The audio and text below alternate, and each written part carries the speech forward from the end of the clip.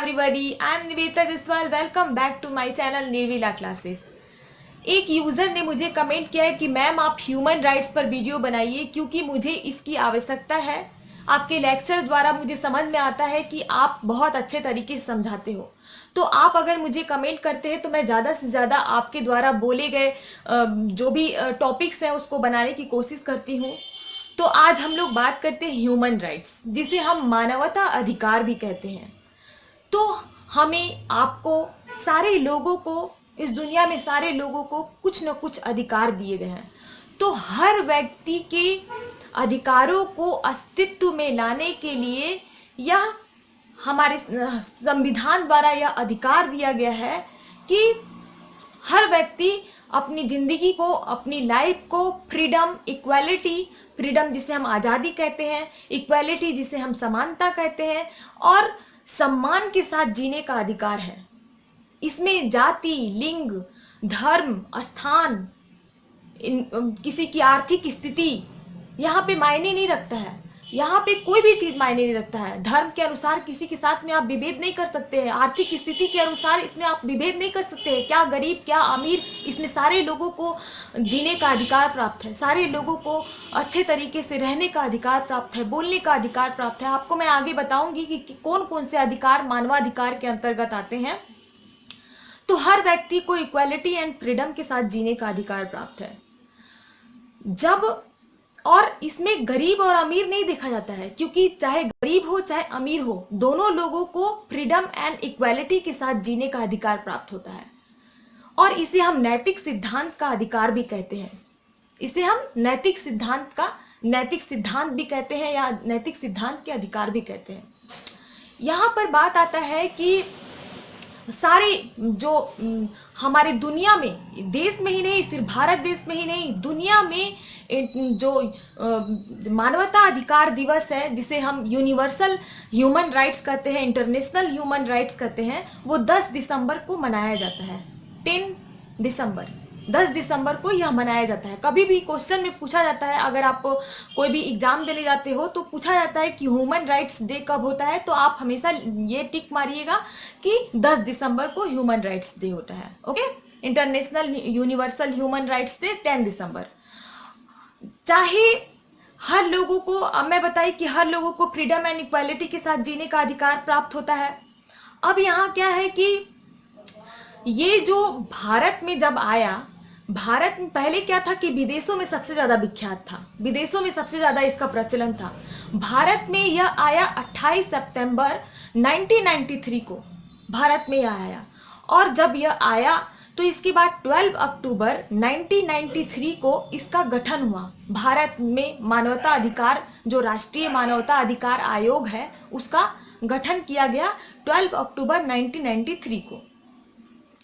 अब यहाँ क्या है कि हमारे संविधान द्वारा एक जो भी अधिकार दिए गए हैं, अगर आप कोई भी अधिकार को उसके साथ छीनने का कोशिश करते हो या अधिकार के साथ कोई भी गलत करने की कोशिश करते हो, तो उसके द्वारा आपको सजा का भी प्रावधान है.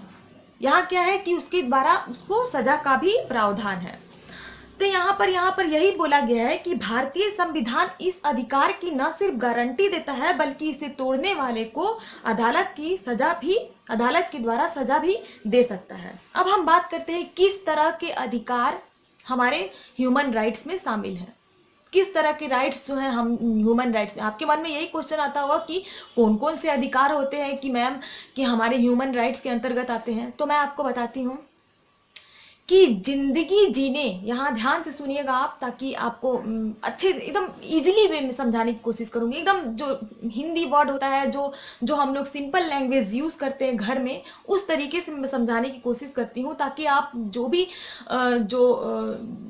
जो स्टूडेंट हैं, जो समझने में जिसे कठिनाई होती है, वो भी समझ सकते हैं. अब यहाँ पर बात आती है जिंदगी जीने, आज़ादी एवं निजी सुरक्षा के साथ. हमें जिंदगी जीने का अधिकार प्राप्त है. आपको तो पता है कि कोई भी इसमें इंटरफेयर नहीं कर सकता है. अब आज़ादी क्या है? फ्रीडम के साथ जीने का अधिकार प्राप्त है. जैसे कि आप कभी घर में रहते हो तो कोई भी आपको ठक ठक करके आपको डिस्टर्ब नहीं कर सकता है.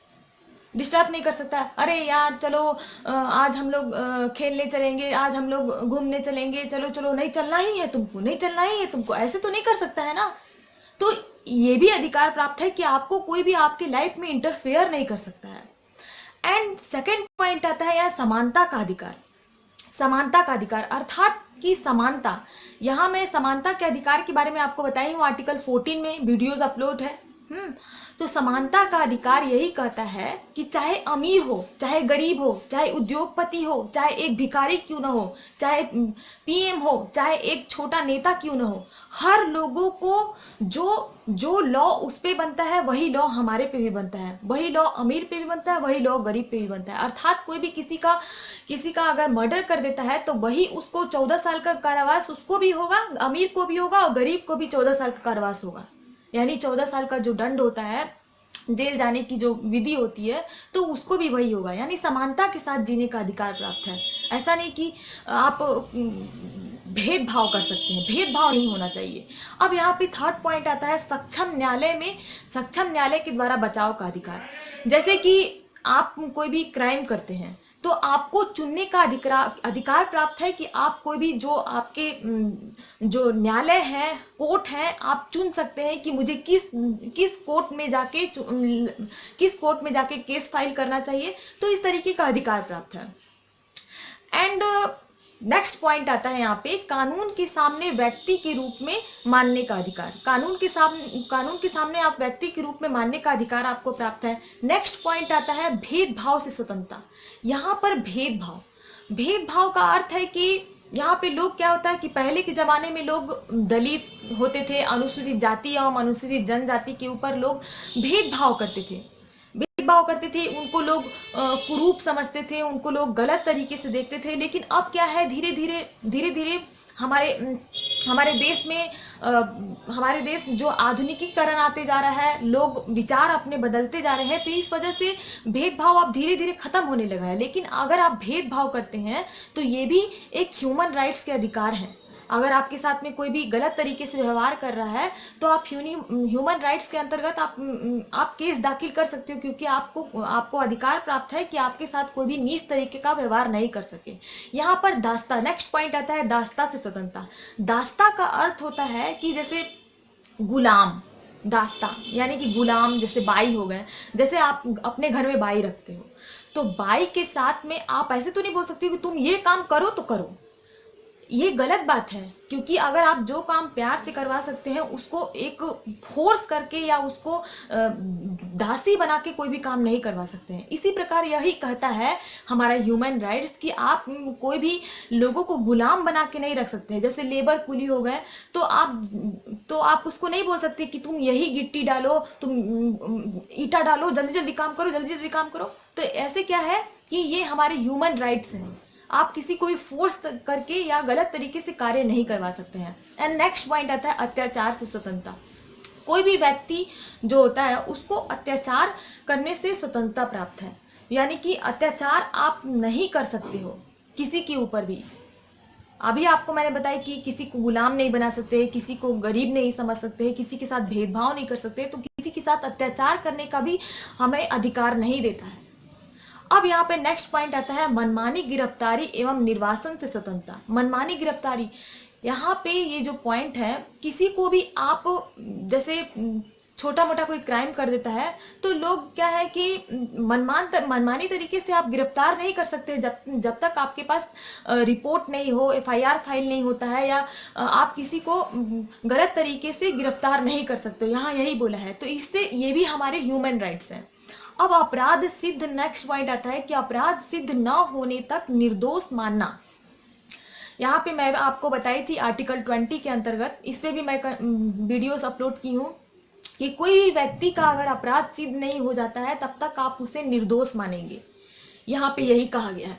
यहाँ पे ये कहा गया है कि जैसे कोई भी व्यक्ति, अब मान चलिए चोरी करता है तो पुलिस इंस्पेक्टर को पता है कि चोरी करता है, अगर वो इनोसेंट हुआ तो, और आप उसे गिरफ्तार करके ले गए और मार पीट रहे हो, इसीलिए उन्होंने यही कहा है कि जब तक अपराध सिद्ध नहीं हो जाता है तब तक आप निर्दोष माने। एंड नेक्स्ट आपका पॉइंट आता है कि उचित सार्वजनिक सुनवाई का अधिकार। यहाँ पे सार्वजनिक सुनवाई जो होती है वो भी अधिकार है, तो उनको प्राप्त होता है कोई भी व्यक्ति को। अब यहाँ पे आंदोलन की स्वतंत्रता, अब जैसे कोई भी, जैसे अन्ना हजारे हो गए, आपके अरविंद केजरीवाल हो गए, बहुत सारे आंदोलन करते थे।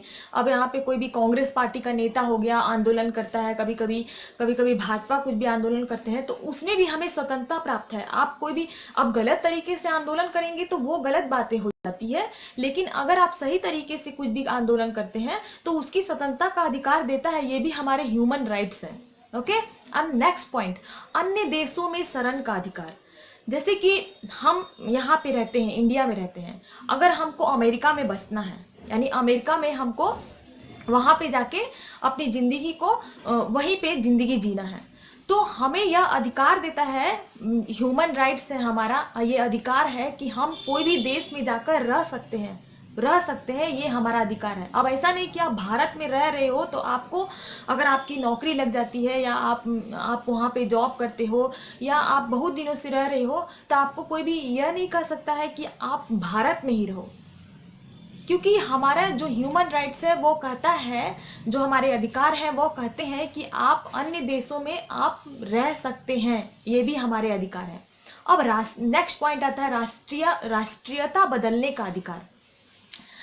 राष्ट्रीयता बदलने अर्थात कि जैसे कि हम हिंदू हैं, तो हिंदू क्या है कि जब उसको लगता है कि हमें मुस्लिम धर्म परिवर्तन करना चाहिए, या मुस्लिम व्यक्ति है उसे लगता है कि हमें ईसाई में परिवर्तन करना चाहिए, या कोई भी व्यक्ति है अगर उसे धर्म परिवर्तन करने का मन करे या कुछ भी ऐसा लगे कि मुझे धर्म परिवर्तन करना चाहिए, तो उसे भी अधिकार प्राप्त है कि हम धर्म परिवर्तन कर सके। ओके, अब नेक्स्ट पॉइंट आता है कि विवाह एवं परिवार का अधिकार।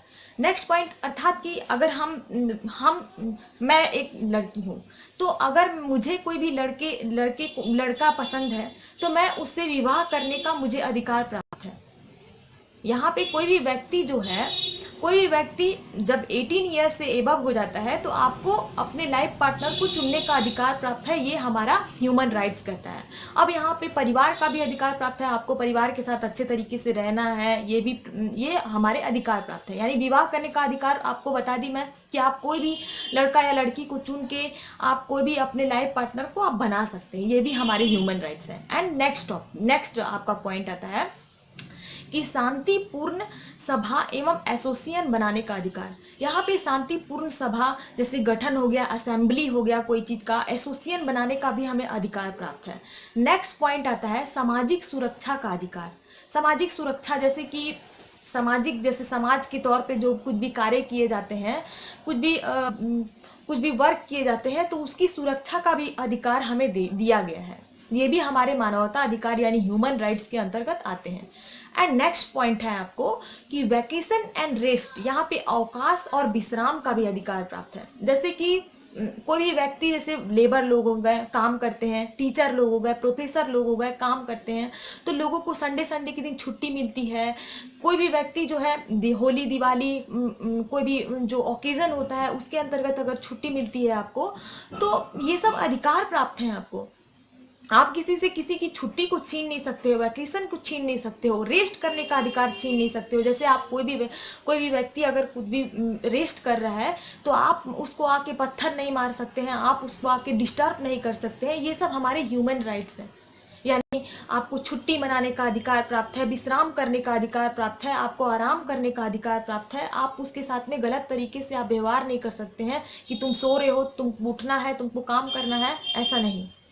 अब यहाँ पे नेक्स्ट पॉइंट व्यक्तिगत हस्तक्षेप का अधिकार। यहाँ मैंने पहले ही बोली कि अगर मान चलिए कोई भी कॉलोनी है, कॉलोनी में फ्लैट वाइज फ्लैट सब कोई रह रहे हैं, तो अब क्या होगा कि फ्लैट वाइज फ्लैट सब कोई रह रहे हैं, तो एक फ्लैट में अगर कोई फैमिली रहती है और दूसरे फ्लैट में कोई फैमिली रहती है, तो कोई फ्लैट में अगर कोई भी अच्छे तरीके से रह रहा है और दूसरे फ्लैट वाला व्यक्ति क्या करता है कि साउंड को, टीवी के साउंड को, वॉल्यूम को तेज कर देता है, और जो पहले फ्लैट वाले व्यक्ति है तो उसको हस्तक्षेप करने का कोशिश कर रहा है, यानी डिस्टर्ब करने की कोशिश कर रहा है ना, क्योंकि उससे क्या है कि वॉल्यूम तेज होने की वजह से वह जो फ्लैट का व्यक्ति है, वह फ्लैट की जो फैमिली है उसको डिस्टर्ब हो रहा है। यहाँ क्या हो रहा है, डिस्टर्ब हो रहा है।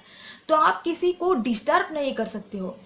जैसे कोई भी व्यक्ति अगर अपने घर में कुछ भी फूल वगैरह, बागवानी वगैरह, गार्डन वगैरह लगाया है, तो क्या करेंगे कि कोई भी लड़का या कोई भी बच्चा, कोई भी व्यक्ति अगर आके आपके गार्डन को खराब कर देता है, या कुछ भी आपके कार को तोड़ फोड़ देता है, या आपके कार को स्क्रैच कर देता है, तो क्या हुआ कि यहाँ पे व्यक्तिगत हस्तक्षेप हो गया। एक व्यक्ति के द्वारा दूसरे व्यक्ति के घर में जाके हस्तक्षेप किया जा रहा है, तो ये बहुत ही गलत बात है। आपको घर दिया गया, आप रहो ना अच्छे तरीके से। किसी के घर में जाके आप कोई भी हस्तक्षेप क्यों कर रहे हो, किसी को डिस्टर्ब क्यों कर रहे हो, किसी के साथ आपको दुश्मनी क्यों कर रहे हो। तो यहाँ पे क्या है कि ये भी हमारे ह्यूमन राइट्स हैं कि व्यक्तिगत हस्तक्षेप नहीं करना है। किसी को आप डिस्टर्ब नहीं कर सकते हो, किसी को आप गलत तरीके से किसी के घर में जाके घुस के किसी को आप डिस्टर्ब नहीं कर सकते हो। यहाँ पर जो मानवाधिकार है, व्यक्तियों को दिया गया मूल अधिकार है, जो लगभग सभी देशों में समान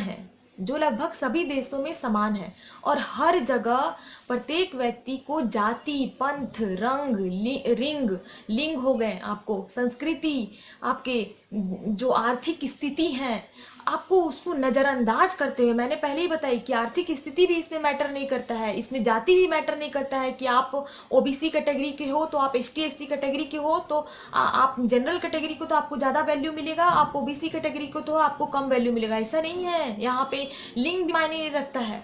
यहाँ पे लड़की हो या लड़का हो, वहाँ पे लिंग भी मायने नहीं रखता है। फीमेल हो गया, मेल हो गया, इसमें लिंग भी मायने देते हैं। यानी नज़रअंदाज करते हुए सारे व्यक्तियों को समान अधिकार प्राप्त है। तो मानवता अधिकार जो है, ह्यूमन राइट्स है, सभी व्यक्तियों को प्राप्त है। लेकिन क्या होता है कि कुछ संस्था द्वारा, कुछ व्यक्तियों द्वारा इस अधिकार को समाप्त करने की कोशिश किया जा रहा है। तो जब तक आप आवाज़ नहीं उठाएंगे, जब तक आप कुछ कहेंगे नहीं, जब तक आपको इस बारे में नॉलेज नहीं होगा, तब तक आप कैसे आप इससे आप आवाज़ उठा सकते हो। आप आवाज़ नहीं उठा सकते हो क्योंकि आपको इसके बारे में नॉलेज होना चाहिए। अब हम बात करते हैं कि जैसे कि मान चलिए कोई भी लड़की है, लड़की अगर शादी करके आती है घर पे, बहू बन के आती है, तो उसको क्या किया जाता है कि बहुत ही पाबंदी में रखने की कोशिश किया जाता है।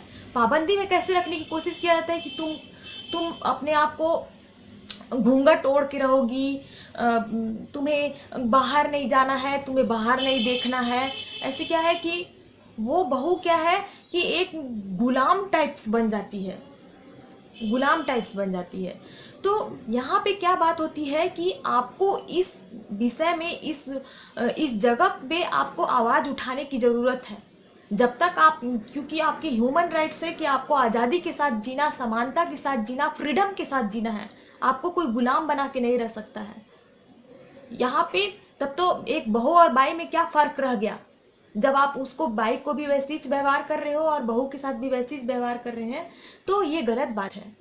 यहाँ पे मैं आपको एक बहुत ही सिंपल एवं आसान जैसे जो हमारे घरों में यूज़ होता है उस तरीके की वर्ड को यूज़ करके मैं आपको समझाने की कोशिश की हूँ कि ह्यूमन राइट्स किस तरीके के होते हैं और किस तरीके के अधिकार को हमें प्राप्त हैं, किस तरीके का अधिकार हमें प्राप्त। Don't forget to subscribe my channel. Till then, bye bye, thank you.